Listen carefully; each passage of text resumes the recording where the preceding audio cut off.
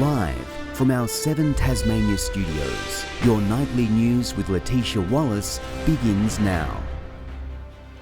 Good evening, everyone. First tonight, the COVID-19 vaccine remains on track to arrive in Tasmania as more details are confirmed for the rollout. For more now, we're joined live by reporter Sean McComish. Good evening, Sean. What's been revealed today? Well, good evening, Letitia. Well, mainly dates. You could say, or you could almost say that the government has released its COVID calendar. First up, the arrival for the vaccine has been brought forward to this Sunday rather than Monday. Vaccinations will start at the Royal Hobart Hospital on Tuesday as planned. Another batch of vaccines will arrive the following Sunday. This is what the Health Department Secretary had to say about the scale of the program next week. We expect to vaccinate between 975 and 1,170 priority workers in the first week and are expecting, as the Minister mentioned, around 200 to receive their first dose on Tuesday. This program will continue for 3 weeks at the Royal. It will then move to the Launceston General Hospital and then the Northwest Regional Hospital, with the first vaccines expected to arrive at both hospitals on the 15th of March and vaccinations expected to begin on the 16th of March. Authorities are now contacting priority groups ahead of the jab. The second stage, what's been dubbed Phase 2A, is expected to start in June. And finally, it's been confirmed the border with Victoria will open at midnight tonight. A list of specific high-risk spots remains in place, but it will be certainly nice to see our northern neighbours once again. Letitia? The Tasmanian Women's Lawyers Association is calling for more transparency and accountability for judges in the state. Concerns were raised last week about the conduct of Supreme Court Judge Justice Gregory Geeson after a photo of him allegedly kissing a junior staff member was circulated.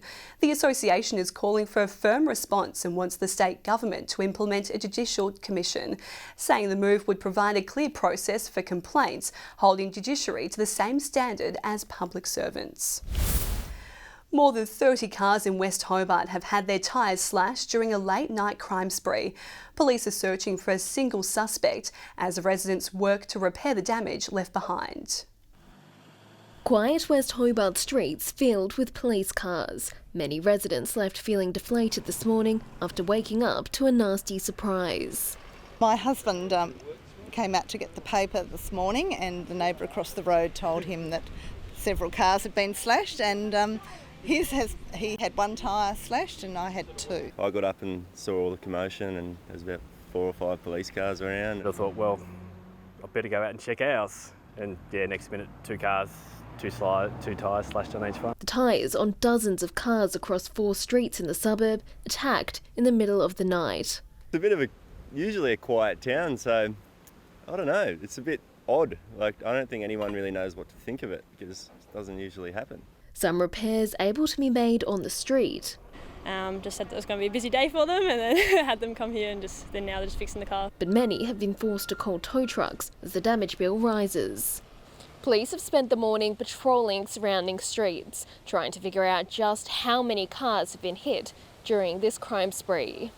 The tally up to 33. Authorities now working to track down the person behind the thoughtless acts of vandalism. The person of interest that we're looking for from the CCTV footage is a male carrying a backpack, wearing light-coloured shoes and wearing a cap. With residents left to clean up the mess left behind. It's mindless damage that they really can't get away from, unfortunately. They park their car on the street in good faith and someone's come throughout the night and randomly attacked people's cars. Meg Sides, 7 Tasmania News. Another Tasmanian State Service worker has been stood down following an allegation of historical sexual abuse. The employee from the state's north is the 14th to be stood down in recent months. No detail has been provided on their age, gender or employer. The state government has reaffirmed being stood down is not a sign of wrongdoing. Dark Mofo is set to burn bright once again after it was shut down by COVID last year, but organisers say the festival will be a roll of the dice with no corporate sponsorship.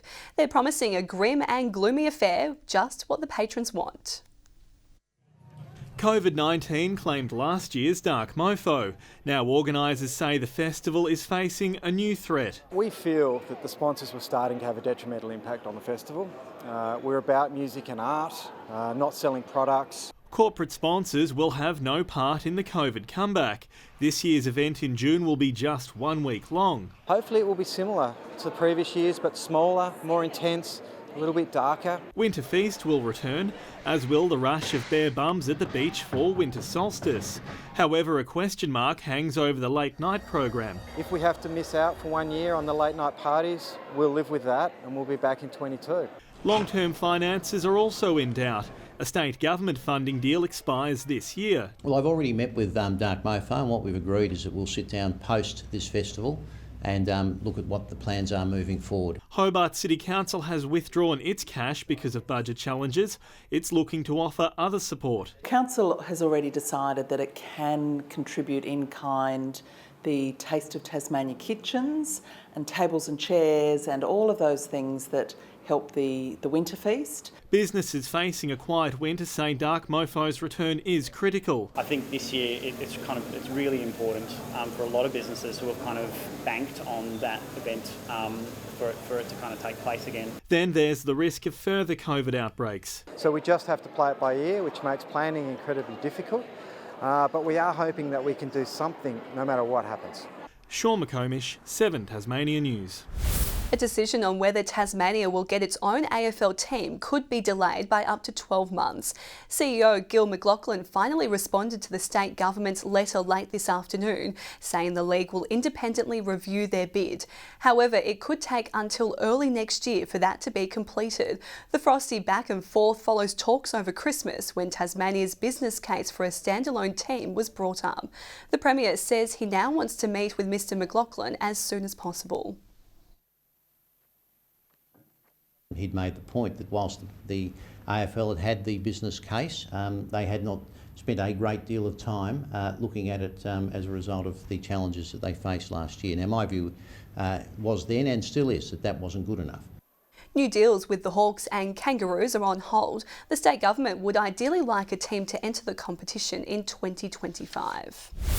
A man who allegedly killed a woman in a car crash at Montrose has pleaded not guilty to causing her death. The incident on May 6 last year claimed the life of a 62-year-old woman. Trent Scott Hendricks today faced the Hobart Magistrates Court on charges of causing death by negligent and dangerous driving. He was bailed to reappear in court again on April 26. Heavy rains have affected poppy yields this year, even wiping out some farms' entire crop.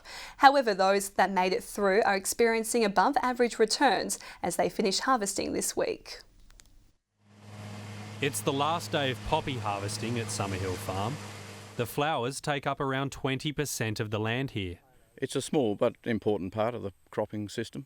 James Clutterbuck will soon find out how successful this year's crop is. It's priced for its yield and quality. Yeah, it won't be the best, but it'll be okay, hopefully. There's one thing getting the crop off, there's also the alkaloid content to consider, and we don't know that until it's been tested, so. Weather plays a big role. I mean, farmers are never happy with the weather, but yeah, Mother Nature can make a big difference to our outcome. He saw heavy rains just after planting and more in the lead up to harvest, neither of which are ideal. Many growers in the state didn't make it through. Above average rainfall in certain parts of Tassie, which has led to significant losses in some parts of the state, but those crops that have pulled through have put forward quite good yields. After harvest, Clutterbuck's poppies are sent here to Sun Farmer, one of the state's big poppy exports. Like every business, the COVID pandemic has affected them. Largely the logistical side of our business, so the movement of products to customers. Disruption to the medical sector also influenced sales of opiates. The industry is hoping that as life returns to normal, those issues clear. We're expecting patients to be returning to regular medical appointments and regular use of products derived from our crop. Tasmania accounts for half of all global supply. Farmers in the state are eagerly awaiting that anticipated rise in demand. Josh Duggan, 7 Tasmania News. Hosting the National Rowing Championships in Tasmania will help grow the sport, according to Rowing Australia's top brass. Next month's event will be the first time the Nationals have come to Tasmania in 12 years. I think by virtue of bringing them to new environments, magical environments like Barrington is all part of selling the sport. The event will also mark 100 years of women's rowing at the interstate level. The organisation says it's locked in to run the championships from March 22 to 28, even if border closures cause disruption for those interstate. Tom Johnson is bringing us all of tonight's sport from Longford, where public support has made a trainer's dream come true, Tom. The whole nation has lifted this go-getter to the stars, Letitia. We are, of course, here in Longford at the stables of Still a Star, who is officially in the All-Star Mile. And we're joined by her trainer and, of course, biggest fan, Bill Ryan. Bill, when you heard the news this morning that Still a Star was in the All-Star Mile, how did you feel? It was absolutely incredible, Tom, to believe that, you know, from little old Tasmania, we pulled nearly 10,000 votes nationwide. It's just incredible, you know, it does not happen. It was just amazing. We've heard a bit about your story the last couple of weeks and your battle with illness, and this is really a dream come true. How is it going to feel for you when you go over and see Still a Star shine? It'll be sensational to see our little horse, you know, race against some of the best horses in the land. And she'll acquit herself well. She's a gutsy little thing. She'll try her heart out for you, and she'll be very competitive. And to finish fourth in the vote getters, as it was, fourth, I mean, that must have surprised you a bit, did it? Certainly did. You know, if we'd have finished in the top 8, I'd have been delighted. But you know, when we were told she'd run fourth, we just couldn't believe it. It's incredible. It's an incredible story, and Bill, she's won so many hearts. So, Letitia, we're going to be back here later on in sport for all the day's news. It's a fantastic result. Back to you. Good evening. We're coming to you live from Longford, where a town has galvanised the nation to back its champion mare, Still a Star. A spirited public campaign saw the mare receive the 4th most votes in the country for the All-Star Mile, smashing expectations. A true underdog story which has won plenty of hearts. You can only imagine the anxiety when Monica Ryan was handed the phone. Would hopes be shattered or prayers answered? They were answered. And in a big way, Still a Star polling the 4th most votes for the All-Star Mile with 9,500. She was just hanging on in 10th, only 72 hours before voting closed. To think that, you know, we got so many votes from little old Tasmania is just incredible. Bill has daughter Monica to thank. She championed Still a Star, first winning over Longford, then Tasmania, and finally Australia. She's in a position somewhere we've never been before. She's a lovely horse. She's very affectionate.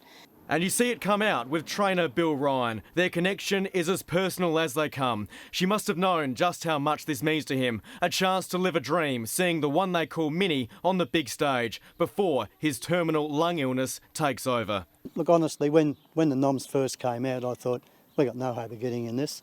And she's going to run against the best horses in the country. You know, she'll need her dancing shoes on in the race, don't worry. It'd be just fantastic if she can get through and make us proud. I mean, if she can't win, I'm sure she'll make us proud because she's so honest. The $5 million race, the richest mile race in the world, is on March 13. For now, there's only one thing left to say. Thanks Longford, thanks Tasmania and thanks Australia. Right. Polling the most votes for the All-Star Mile was Western Australian mare Arcadia Queen with around 15,000, followed by Behemoth and Probabile, and as it turns out, all three will be racing against each other at the Futurity Stakes at Caulfield tomorrow. 2 Australian cricket young guns have become millionaires overnight after being snapped up at the lucrative IPL auction. One of those is Tasmanian Riley Meredith, whose jaw-dropping price tag makes him the most expensive uncapped player in the competition's history. His name is well known throughout Blunston Arena, Riley Meredith, and soon it will be screamed in Punjab. Australia fast bowler Riley Meredith. Riley Meredith. Riley Meredith. The 24-year-old's promise triggered a bidding war between rival IPL franchises before he was eventually sold for $1.42 million, the richest uncapped signing in the league's history. I couldn't believe what was happening. It was like it was fake, to be honest. It was no joke, and even running on only hours of sleep, today his smile was hard to erase. I wasn't really expecting to go that high at all. I was grateful to get one bid. It'll be the first time he's ever played in India. His new side, the Punjab Kings, splurging on a new-look bowling cartel, and fellow Aussie Jai Richardson was another prime target, fetching just under $2.5 million. It's an amazing result. it's life-changing, to be honest.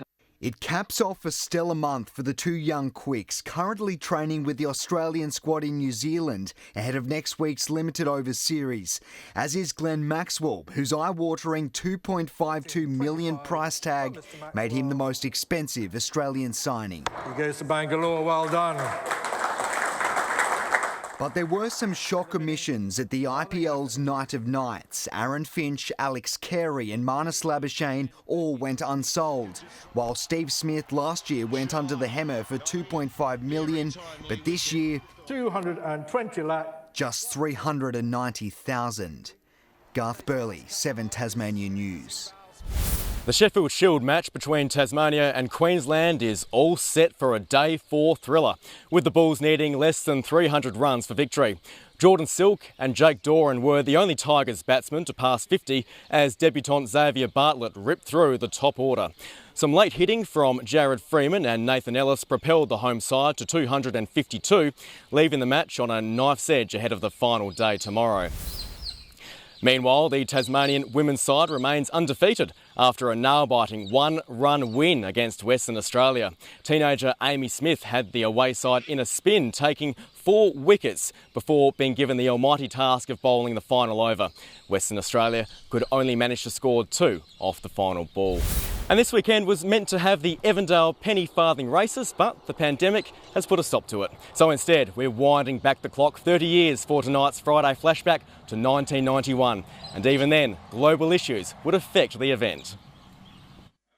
1991 was a good year for Evandale. Not only was the village crowned Tasmania's tidiest town, its popular penny farthing feature was gaining serious traction. Matthew Driver was in the hot, high seat. The 19-year-old from Canberra had come 3rd and 2nd in the 2 years prior. This year, he'd become the father of penny farthing.